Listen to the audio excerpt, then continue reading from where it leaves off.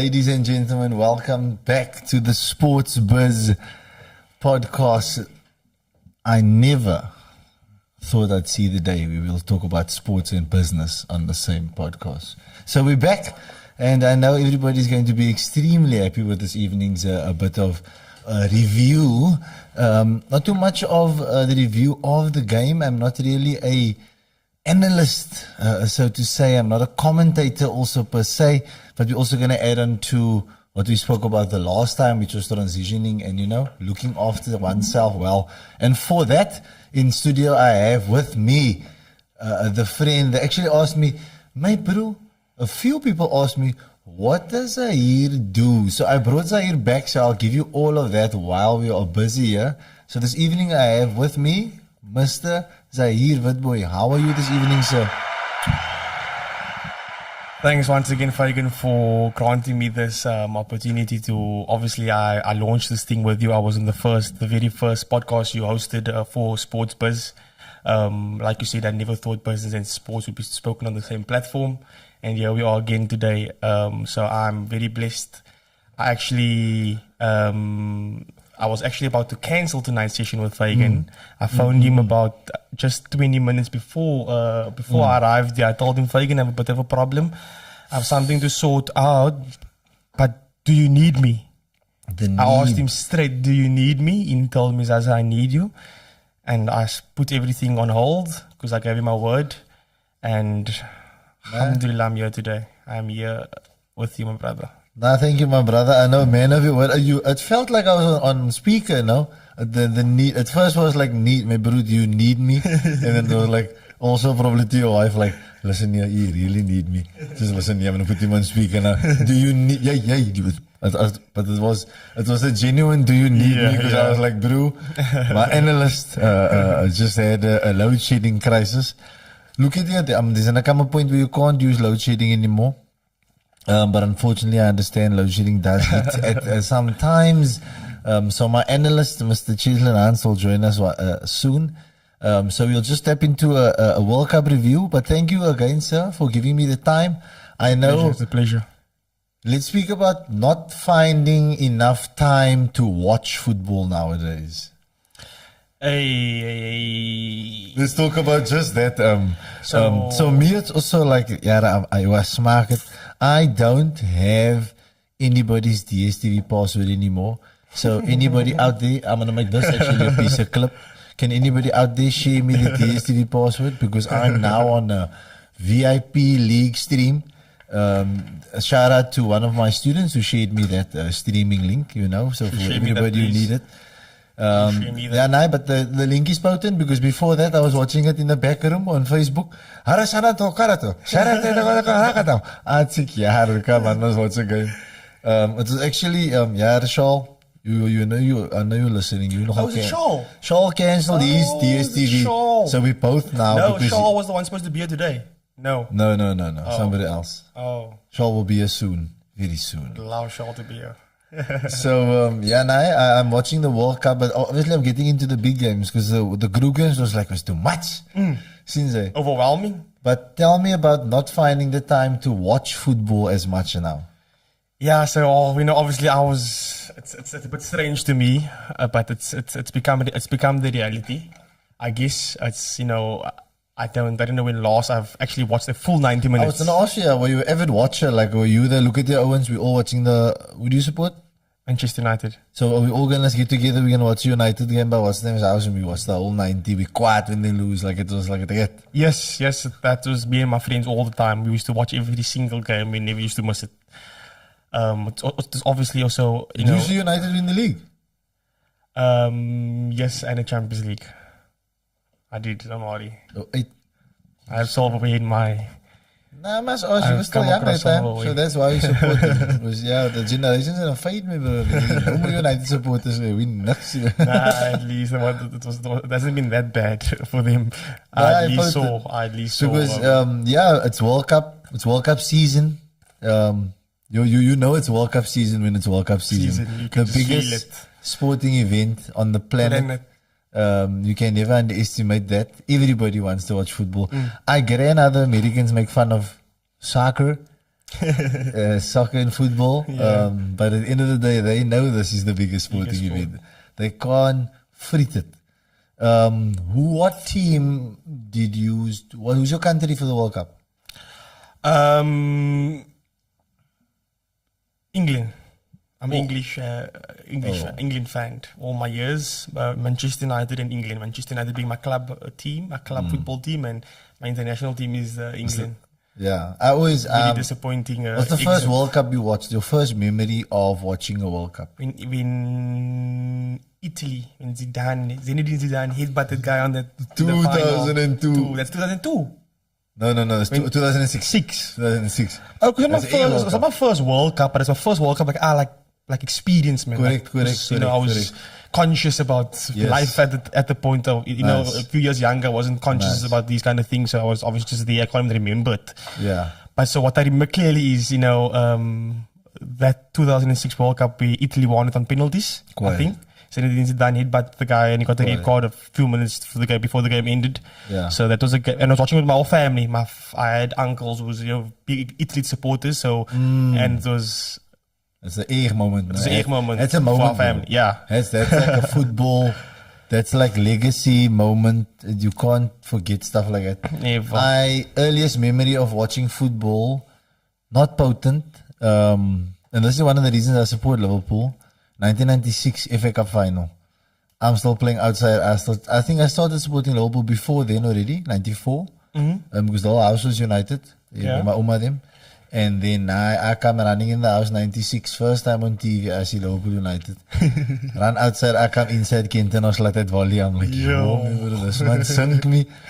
And I was Liverpool through the United era, bruh. Yes. It was horrid. My first World Cup memory, 98 World Cup, bro. Bafana. So you have never got to see... It's my year of birth, so yeah. Yeah, you have never got to see Bafana at the World Cup except for 2010. And we'll bring that up later. But yeah, 1998 World Cup, Holland. That's my memory. I saw them play, I was like, yo, this means they only knock. You saw my mass knock. There's no... And then if the commentator is just talking about total football, it's funny how I became the bro, just kick the ball long, and I was just like, So, that was the World Cup memory. But let's do, for the World Cup review, just so that we get it, that we're pumping, I'm going to do a quick fire 32. So there's 32 teams in the World Cup, and let's see if you can name one player at least in each team. I'm going to go with you, because I did this another day, and I was astonished that I got stuck. I was quiet for myself. I didn't see myself getting stuck, but okay, let's do this. Man, always thought you know everything. And another day, I got stuck with that. Lady said the wrong player play for West Ham. Anyway, let's start right on top. Group A. Number 1, Netherlands. My team. That's the team I went with. Give me one player. Memphis Depay. Memphis Depay. The steak and kidney pie. There we go. Number 2, Senegal came in that group. Runners up. Sadio Mane. The man who didn't even... I don't know if you can give him that applause, Nantel, because Sadio Mane went home. Okay, so... Give me somebody else. Marsbad. Sadio Mane went home, yeah. And that's erg, né? That's erg, because I think Mo Salah was erg kwaad with him. You go to the World Cup, nee, you get that.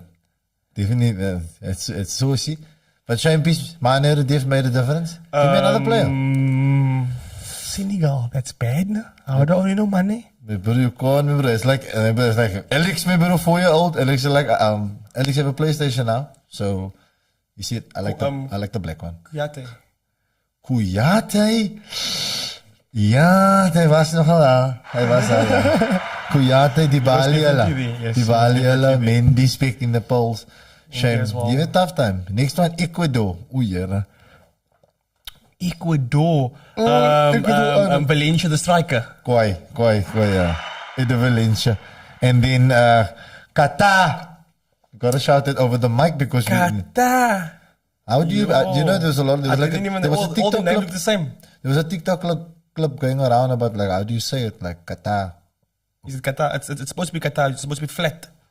It's not Qatar, it's Qatar. When we it's how you pronounce it in Arabic, yeah. It's flat, it's not something like a lot of people say Farah, it's Farah. Oh, Yes. It's So actually Farah. anybody from Qatar that you can keep us in? No. I only know TDV.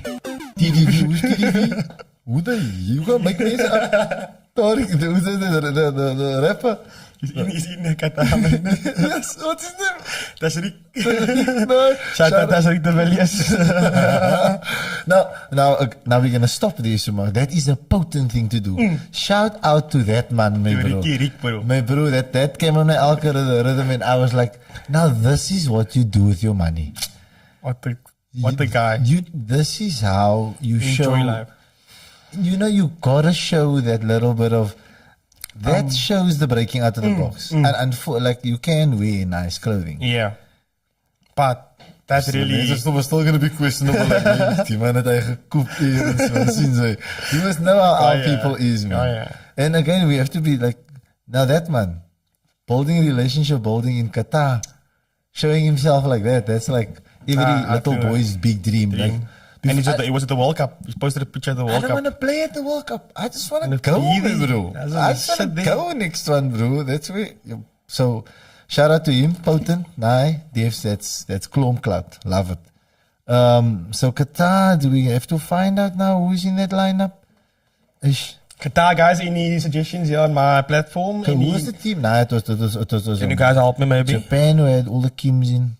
There's Afif, Ali, Tom. We could just say Ali. I could just say Alif Ba. Ali. It's just Ali Muslim. Ali's a good feature. Ali, Atam, Madibo, Haidos, Ahmad Hassan. That's the basic ones. But okay, shout out to them because now we are not the only country who didn't qualify when we hosted it.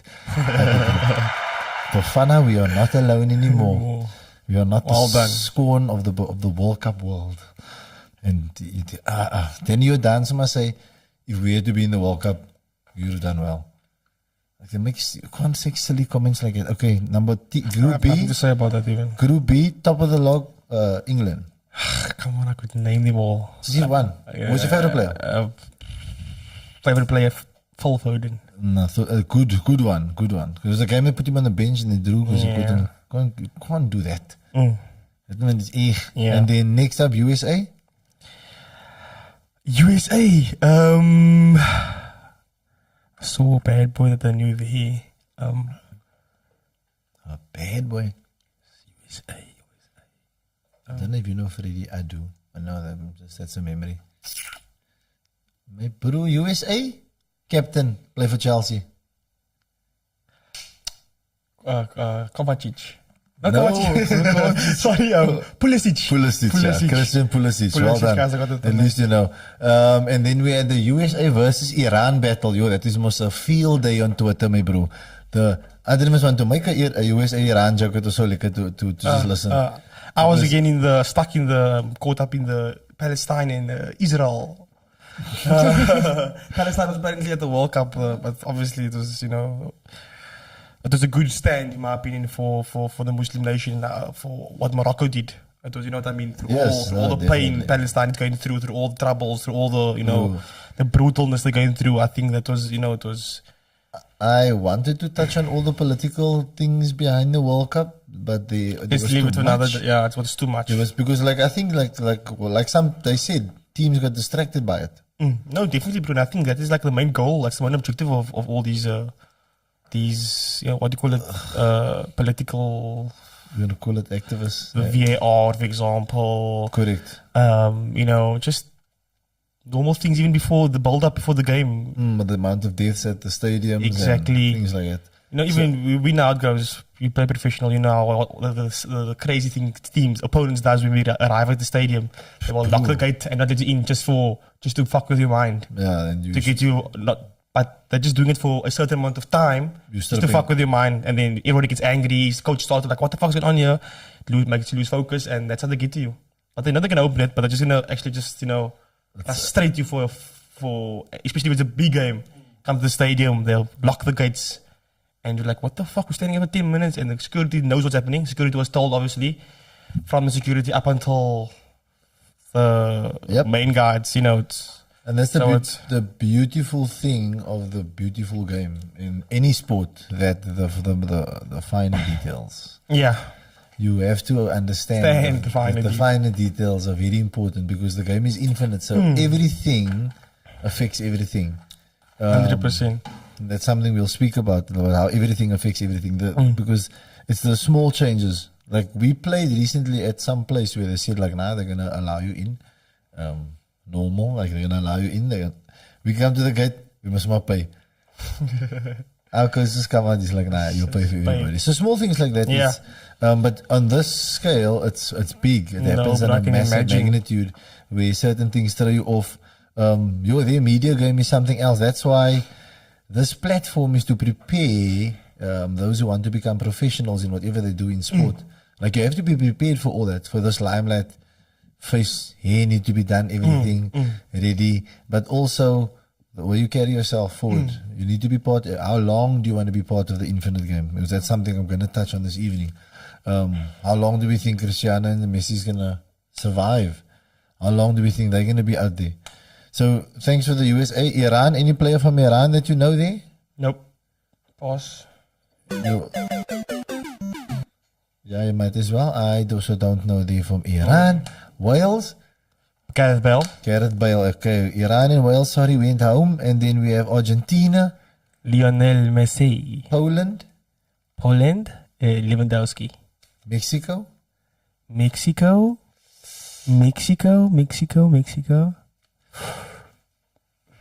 the keeper, I know that, bruh. I know him. the six fingers. That one is echt. I just don't know his... Ochoa. Is that his name, huh? Yeah, Ochoa. Ochoa, yeah. There we go. Really good keeper. Saudi Arabia speak? Nope. Yo.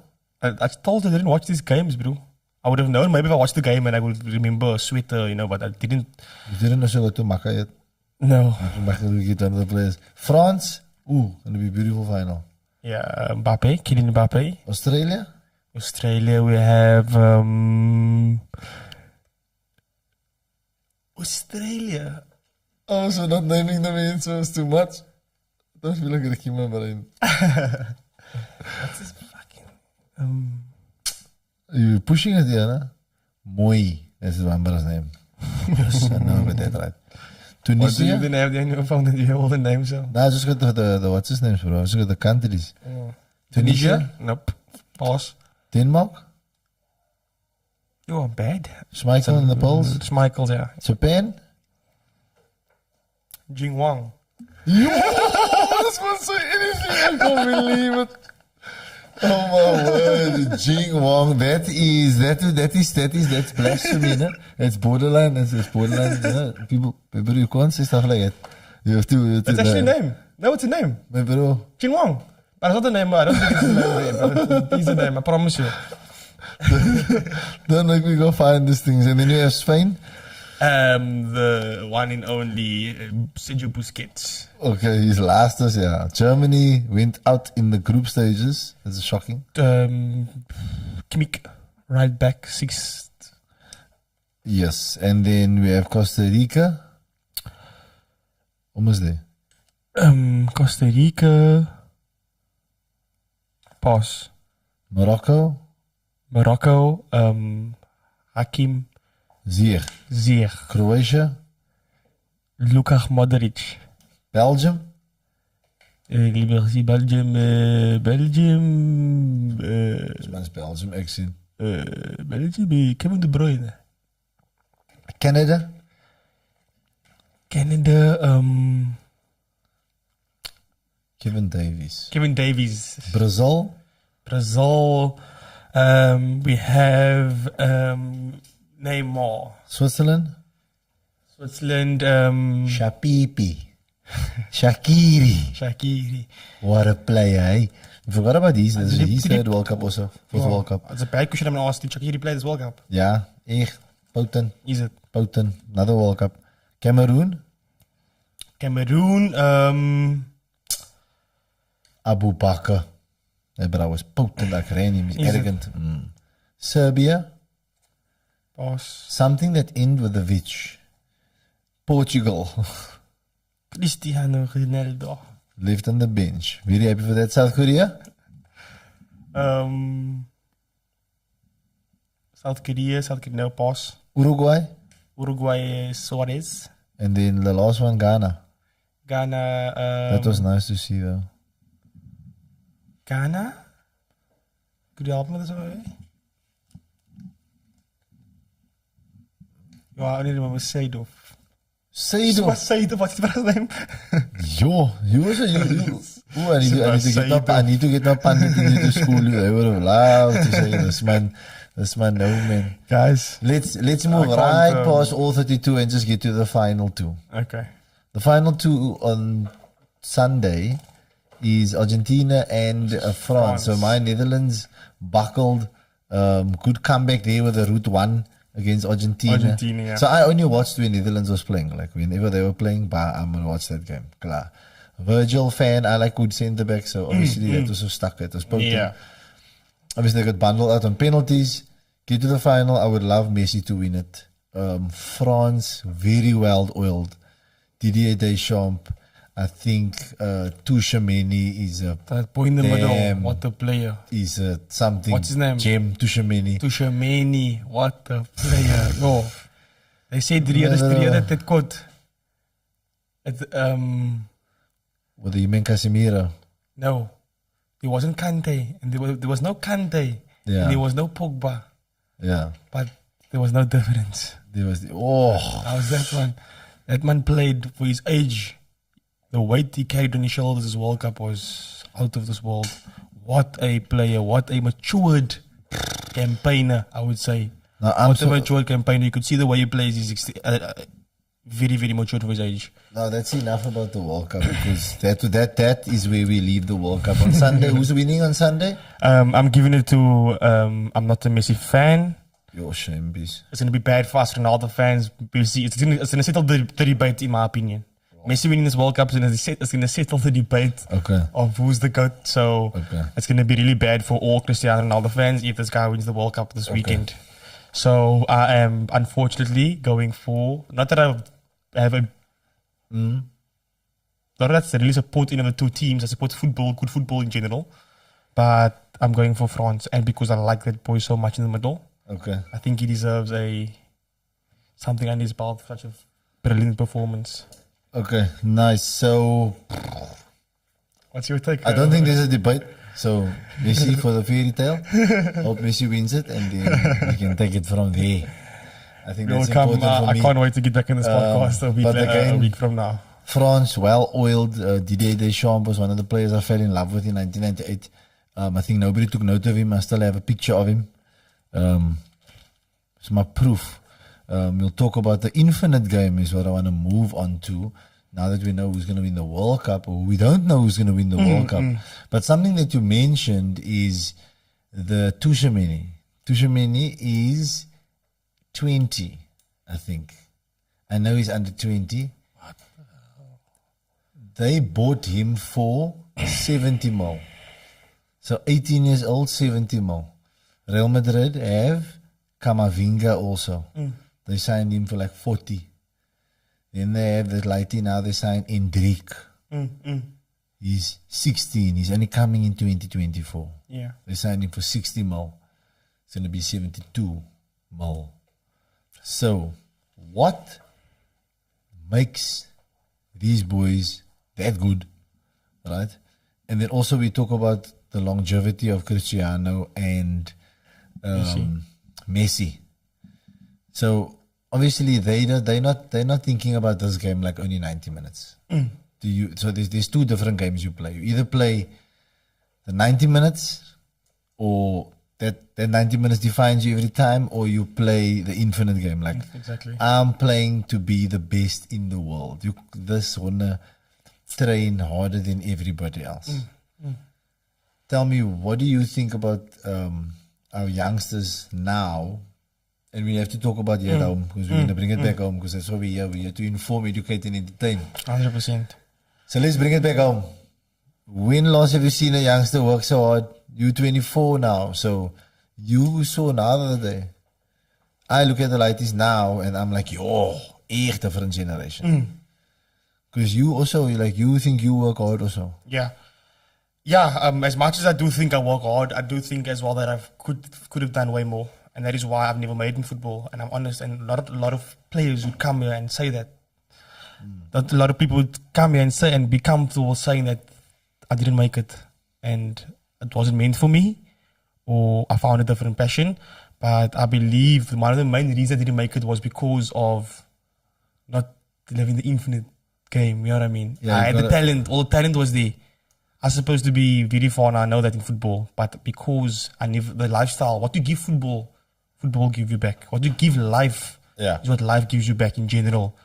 So what you put in football, let's say the thing called the football? The football gods. The football gods never sleeps. And that is, and I'm honest and open, and that is the reason I feel it was one of my biggest downfalls. I wasn't meant to be a sportsman. I always thought I was meant to be a sportsman. I never knew I was meant to be a businessman. I didn't know I wanted to do. I was never the one. I always knew to myself, I love this game, but I don't see myself training every day, man. Coming to soccer field, training every day. I want to be free, man. I want to, I want to live life. And again, that's the, I mentioned it, I'm not sure if I mentioned it in the last podcast, but this is on Free 99 again. And write this down. I'm going to get a clip with it for Brian King saying that. Write this down. The biggest threat to success is not failure, it's boredom. I saw that one. Yeah, so if you don't become, if that doesn't become you, that boredom of training every day, that begins, because again, it's a lifestyle you must buy into. It's a lifestyle, bro. They get 2 weeks off for the year that they can spend with their family, and then it's back. And that 2 weeks they're in the media, so they're never off. Never. They talk about, if you listen to Lionel Messi, he says, I'm going to go spend time with my family now. 20 years a professional. And that lifestyle. Now, we weren't willing to give that up. And I say we because you saw it, because some of these boys haven't even seen it. When I say seen it, I always say, like, maybe you want to be a professional footballer. Yeah, nah. Some of the ladies come now and they say, nah, I have an agent. And I'm like, you have an agent that doesn't, now I'm going to be a professional because I have an agent. I'm like, first of all, that does not, that's one thing that's not going to happen. I'm going to give it to you for that. Does making an agent guarantee you becoming a professional footballer? Not at all. I had one of the best agents. I would say he's produced of the successful players we have in South Africa, the Lyle Fosters, the Pakamani Matlambis. I come from the same agent, Glenn Binken. Okay, nice. Very good guy. I had a good relationship with him, but I don't think that maybe because they haven't played really a big role in my career thus far until I never really. But like everything I got was from myself. Correct. The question is, does it guarantee you? Not at all. There we go. Not at all. And you, like you're saying, you had one of the best agents in the country. Shout out to Glenn Blinken. He does an amazing job for the boys. Don't care what happens in the back room because there's too many, like you named, Lyle Foster, this one, Pakamani. So the credibility is there. Yes, the logic is there. And again, I go, there is maybe you not coming here and saying, nah, this man didn't do this for me, and this man, no, you didn't do this for you. For yourself. Exactly. I was part of Pro Athlete Sports Management. Shout out to them also. Gave me the opportunity. I saw they came into Cape Town. Mike Makabe? No. Two guys from... that's Pro Sport International, sorry. Yeah, two guys from Joburg. Grant and Warren is going to be upset if I get that wrong. But anyway, so yeah, two great guys from Joburg, two businessmen. Love what they stood for. They first researched... Grant Beach? No. Oh, Grant. Pauses for dramatic effect. No, I don't think you've met them before. Okay. So anyway, they came down and they signed someone in Cape Town, and I was like, wait, I want to reach out to them. But at that time, I wanted to do the mindset coaching. I just started out. Yeah. And then I told them, let me mindset coach all your boys in your agency and give them the right mindset to go into the season with. And they were like, nah, potent. And at that time, I just started doing it. So I actually reached out to every bloody thing under the planet. So I'm sure Glenn Blinken's got the email there from Fagan Melody in his thing somewhere. But shout out to all of them, bro, because... And you know what's the mad thing? The only club that reached out to me that replied to me of the whole PSL. I emailed Mama Laudi, my bro. Says a lot. My bro, the mindset, my bro. The only PSL club to reply to me, a courtesy reply. And I don't think it was automated. Well, I hope it wasn't. Definitely not. But anyway, it was a courtesy automated reply, I hope not, that said, we will take this proposal and put it forward with our youth. My bro, do you know I almost felt and that was even the thing, like, nah, that's going to work. Yeah. And then shout out to FN Rangers, to Arashad Daniels for saying, nah, if I can come do it here, you can ask him. They were laying in the relegation zone at the time. Yeah. It was like the first season in the Vodacom. And miraculously Steenberg went up and they stayed up. But I spoke to them in the last 5 games and then it was like, nah, it's potent speaking to football. Because I was like you said, I share my story with him. But I say, bro, I used to tell everybody I get 6, but I'm getting 3. You know how the game goes. Bro, I'm in it for the infinite game. And again, what is the infinite game? Firstly, I want to say, because they're going to ask me again, I'm going to find a minute or so. Zahir, you're 24 years old and you just give me, you play junior football at? What we asked, the clubs? Or the age? Just give me the clubs. Up so, Ajax Cape Town, I started all mutual. I started actually at Milano Hotspurs. Okay. From Milano Hotspurs, I played a friendly one against All Mutual. All Mutual signed me. I was at All Mutual for a year or 2. From All Mutual, Ajax Cape Town signed me. I was at Ajax Cape Town for 5 years. After Ajax Cape Town released me under 15. I went back to Milano and to go play engine for Milano. Okay. At that time, the NFD, they were a professional team. Okay. Professional setup. I went to them. After that, I went to so many Vodacom teams in Cape Town. Why? I went to Magic. I went to Grassy Park United. I was then from Grassy Park, from Magic, the Bale tournament. I went to play the Bale Grassy Park, and that's where Orlando Pirates signed me, and I left Orlando Pirates. Came from Orlando Pirates. Orlando Pirates didn't extend my contract. I had an option of 2 years, which it didn't extend. Okay. So they terminated my contract basically. I then signed my Steenberg United in the National First Division, and I came back. Okay. That's when I fucked my knee over. Ish. Without playing a single match on training. So just before, it was pre-season. Came back out for 13 months, came back and I signed for Cape Town All-Stars. Was my very last professional team about a year and a half ago. And then two seasons ago, which is a year ago. Because 2 seasons in football is 2 seasons in a year basically, right? Correct. So a year ago. And then last season you just season I'm still playing now, just semi-professional football. Yeah. I don't have a team at the moment, but I was playing for Hotspurs. But I do plan on playing third division, second division for a team in Grassy Park. I don't see myself, going out of my way anymore for second division. So it's very convenient around the corner. Yeah. It helps me keep fit. It helps me keep my mind sane. So it's a win-win for me. It's not, you know what I mean. It's around the corner. I'm not spending any time, petrol, blah blah blah. So it's a team that wants me. It's a team that values me. It's also helps my fitness. It keeps me fit. It keeps me looking good. So that's the only reason I want to play football is for my business, actually, to keep my business healthy, to keep my mind healthy. Yes. I think that's part of the infinite game. So I needed you to give that so people know now you know how to play. And also that you were... Now maybe you guys will listen to me.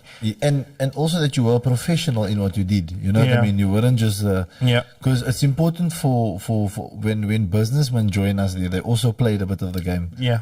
So it's also to know that they played a bit of professional. Yeah. I like that you had the NFD time, which was it's always good to have that NFD, that taste. Yeah. The Orlando Pirates also that taste of that type of living. Yeah. I don't know, Nentel, can you get this on there? Like, can you see this? Can somebody see this maybe? I just want to show like everybody out there, like the levels, man. Like there's levels to this shit. not like it's I've been saying that for the past 2 months, man. Like, there's levels to this shit. Because people's like, they don't respect the level. Like, I just had a taste of the level. Like, okay, here we go. So I just want to show you. So this is LFA. This is local. Where am I saying? Yeah. This way. Was in front like that.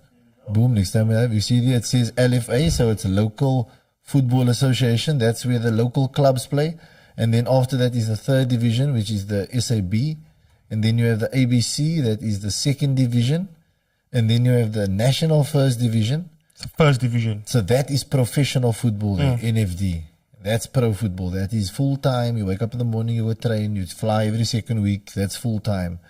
The ones below here, you're playing in your own province. Regions, yeah. Right, in your own province. And then you have on top of that PSL, that's obviously with Sundowns and Orlando Pirates. And then right on top, there's African Champions League. That's when you travel the whole of Africa. Africa, yeah.